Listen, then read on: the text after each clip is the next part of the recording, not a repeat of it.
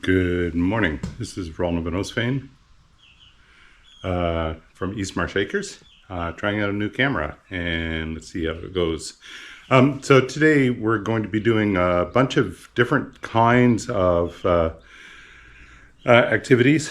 Tricia, I think, is working already on the chickens. We moved them yesterday into a new paddock right next to the house. But I wanted to let you see what we ended up with picking up yesterday. So these are brand new layers. Let me see if I can figure out how to orient this camera so you can actually see them.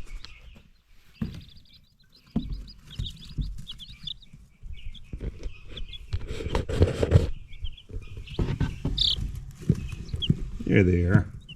So there's 10 little ones.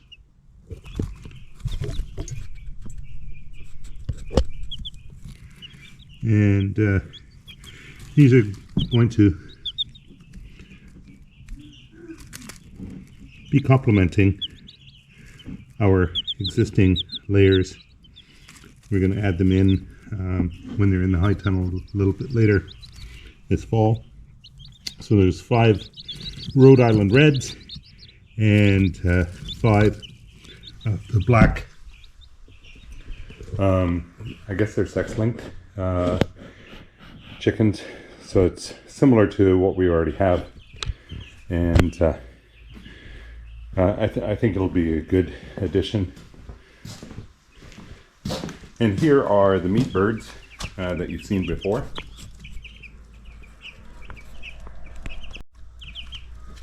So here are the meat birds that you've seen before. A few of them there. The majority are sitting underneath the heater here, getting themselves nice and warm.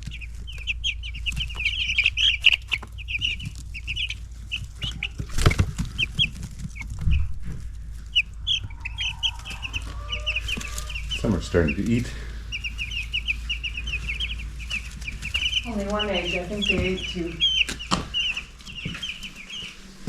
So here are the egg layers. You can see they're pretty active. Apparently they've already eaten 2 eggs this morning.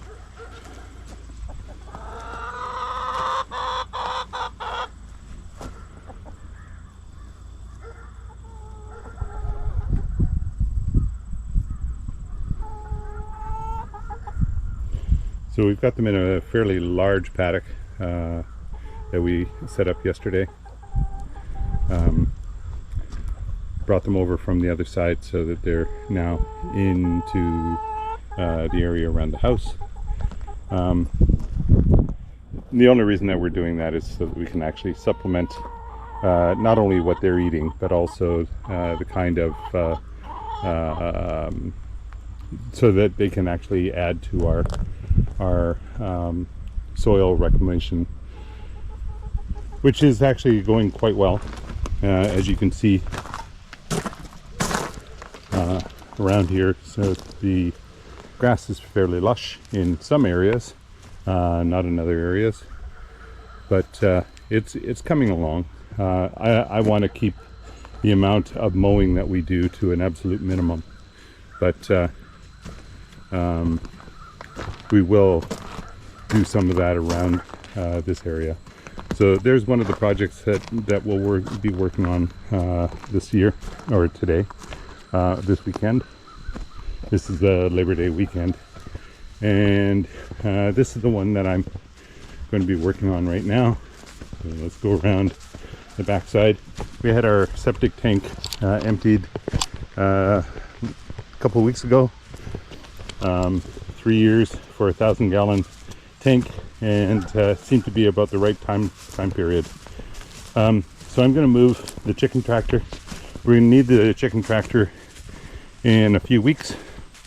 I just have to replace the rope that we're using to pull it, so that I can mow the materials in here. And we'll be taking the chicken tractor out here in this area.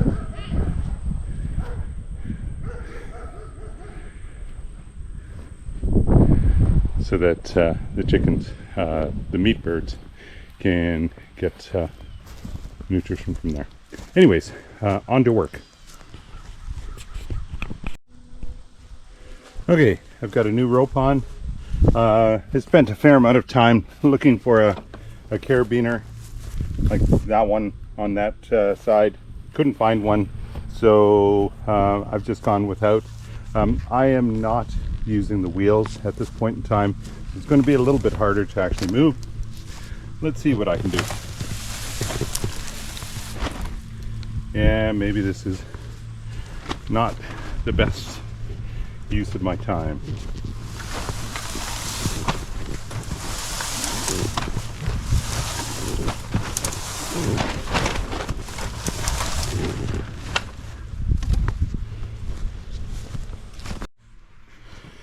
Okay, so that's moved. Let's go out there and see what we can do to clear the area. This is going to be a little on the loud side.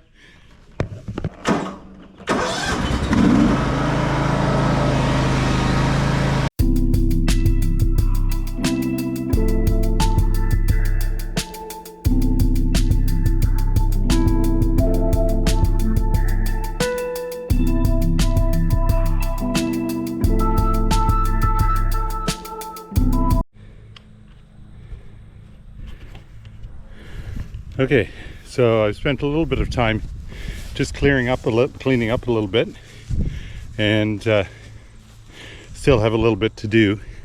But essentially, what I'm going to end up with is cleared area on this side of the garden. This will be taken down as well.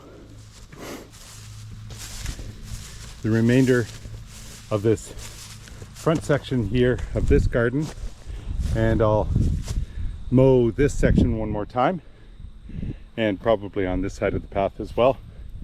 And I hope to get to this side of the garden eventually. I don't think that we'll get to the back section yet. There's still a fence in there, and I'd like the goldenrod and all the other plants that are in there to die back before we start clearing that. But we should be able to get 4 sides of this garden. You might be able to see that the potatoes in the 3rd and 4th row from here are starting to die back, the plants, which means that we'll be harvesting potatoes soon. Anyways, and this area will need to be cleared as well. So I'll just drive through here. I'll take this pile of rock and move it out of the way so we can drive through this area and take it down. Then I think we've got essentially 4 sides of this garden, 3 sides of the back garden, and the walkway, and we'll start putting down some more whatever cardboard that we actually have available. So we have a little bit there, and then put some landscape fabric over top of it, and cover that with wood chips. So we'll start to decimate and remove all of these wood chip piles that we've got all over the place. So anyways, that's the plan, and we'll bring you along as we move through this plan. And then when we get to the actual, I did a little bit of clearing in the area that we're going to be putting the bridge. So the bridge is going to go straight across here.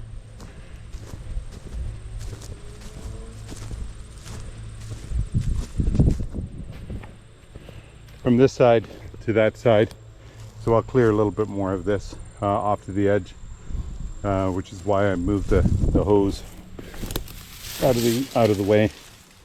And so we'll start putting the bridge up in the next week or so in this area. I need to dig some places so I can put some concrete pillars, and then build the deck on top of that.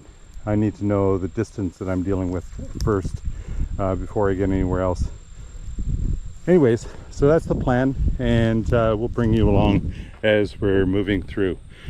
So let's see what we can get done in the next little while. It's coming up on lunch as well, so I don't think that we'll get everything done before lunch. So much of this will actually be probably this afternoon. Anyways, talk to you soon. Okay, so this is the next section that we're doing, and we'll just cover it over with our wood chips, and just to let you see the kind of level of prep that we're working on.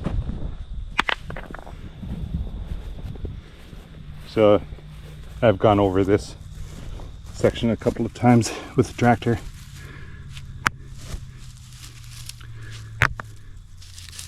It's a little bit on the hazardous side in terms of the stones, but I think I've got most of them in place.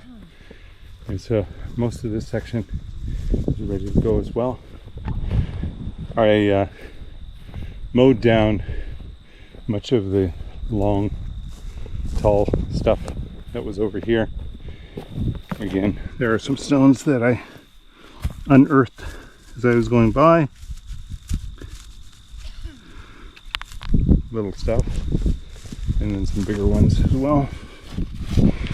I have to come back with a shovel to get that one, and some of the ones up here on this little ridge, higher section that are going up. Not a huge issue, but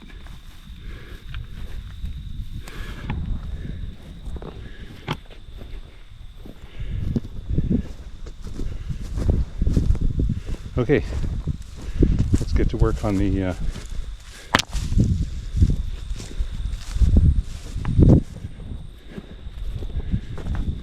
bigger material. Okay, so just a wrap up of what we did Saturday. Right, we had Sunday in between. We continued along this, made it wider to the flower garden here, and we did a path this way which will go to the bridge. And now today we're going to put wood chips all in this area here, in between the garden and the hoop house.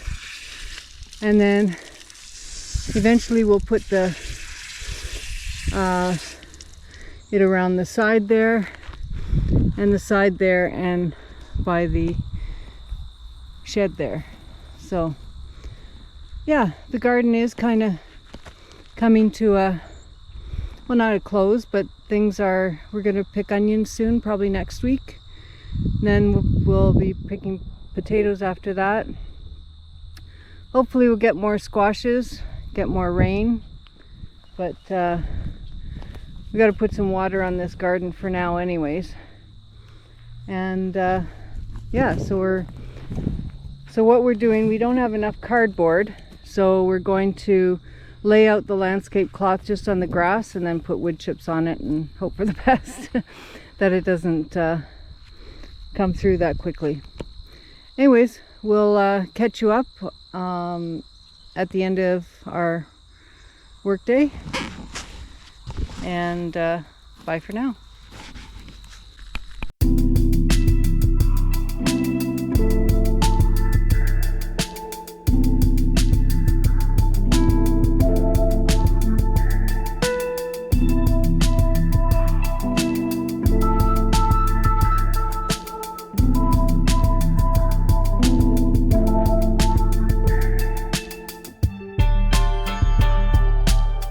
This is Roland from East Marsh Acres.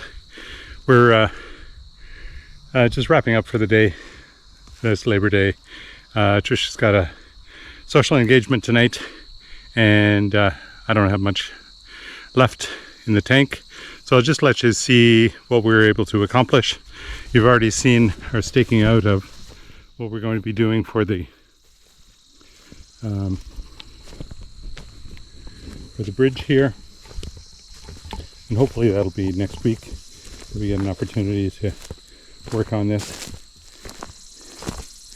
Put the sonotubes in, get the concrete in, and away we go. And then over here, as Tricia pointed out, we're working on a walkway, a pathway, essentially extending this main pathway that comes from the driveway and bringing it to the end of the garden bed, but we'll also fill in as much of this space as we can up into the end of the previous pathway that we put in, because this area we use in the spring when the chickens are first arising or moving out of the high tunnel here. We'll be picking tomatoes on a regular basis because it looks like they are ripening up quite nicely. We already had, I think I counted 128 yesterday that we had picked from here or from the other volunteer tomato plants that we have various places in the gardens. And then we'll get to the peppers, which are coming along quite nicely as well. It's quite warm in there because the sun's out. Tricia picked beans for these purple beans for supper last night, and they're quite tasty. We had Jonathan, Danielle, and the girls over, our grandchildren. Jonathan's our son. And so now we're primarily watering the melons and squash over there, but also trying to give the flowers on this side a little bit of additional moisture. As you can see, there are pollinators coming in and out. I just saw a small little wasp. There's another one on whatever that looks sort of like an asterisk. I'm sure there would be lots of others. I've seen lots of bumblebees in the area. And that's one of the reasons why we want to let as much of the wilderness grow as we possibly can. The finest things like you can see the purple of a thistle over there, and these thorn bushes, which are just absolutely nasty. We'd like to have the goldenrod and all the other plants actually growing because they are supporting the pollinators that are having difficulties in this time of urbanization by humanity. And we're all going to suffer for it as a consequence, because pollinators are the source of our food to a large extent. So here again are the black currants. So we've got two bushes. There's one here with, I don't know what that is on the top of the leaves. Interesting. There's an oak tree, our one and only oak tree that's growing up. There's the other blackcurrant bush that we have. A little bit of access here that I cut. An access point to the other part of our lawn. So our lawn actually goes up to, or our property goes up to that orange stake that you see there, and it runs sort of in a diagonal fashion from the road. So there's a stake there by the mailbox, and it runs. You see the stake in the foreground by the runoff from the eaves trough. There's a stake there, and then there's the two stakes at the end of our driveway, or our bump out, pull out, and you see the stake towards the back past the chicken tractor. Anyways, so these trees are on our property as well, and they've had a hard time of it Because that apple tree seems to be okay, but that pear tree seems to be in some distress. This pear tree seems okay, and that apple tree is in real problems. We had an opportunity to mulch around the bottoms of these three, but we didn't get to that one in the spring. As a consequence, it's paying the price. We also have planted 4 maples, and of those 4 maples, 1 survived, and you can start to see the one surviving maple clearing the tops of the goldenrod there. So we cherish that maple tree and hope that it's actually going to grow quite a bit, as it has in the last couple of years.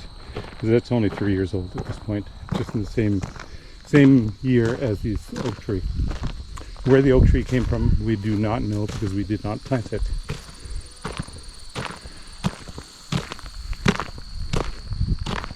And here we have 2 plum trees. So a small one that's shorter than the goldenrod in the foreground, and then the larger one in the background, past the goldenrod, in the middle of the raspberry bush.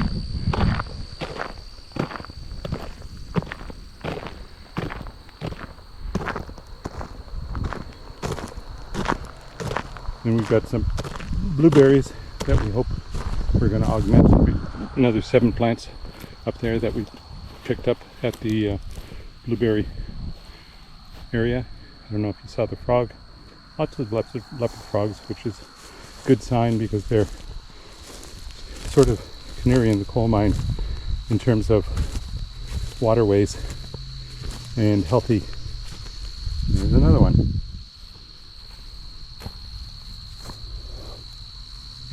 Healthy environments, because frogs need clean water. Lots of asparagus here, and you can see some pollinators in the goldenrod as well. There's a bee, honeybee right there. And there's the pathway to the bridge, or where the bridge will be. These are elderberries. So you can see that the elderberries are going to be a very good harvest this year, at least from these 2. This plant's struggling a little bit. I think it was damaged by something or other. At least the tips of this flower were damaged, and so it didn't survive. And there are a few berries on the plant. But lots of berries on the other 2 plants.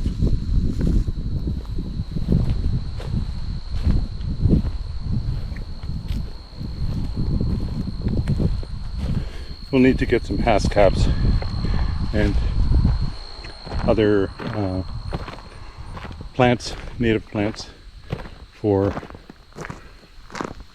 diversity in terms of the kinds of fruits and all that kind of stuff. Hascaps are quite tasty. I like them. And here are those blueberry plants that I was talking about. So there's 7 new plants that we're going to plant out very shortly.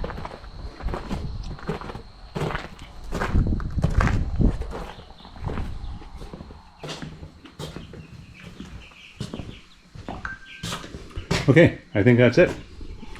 So signing off. I'll try to get this video published as soon as possible, and we'll see you on the next one.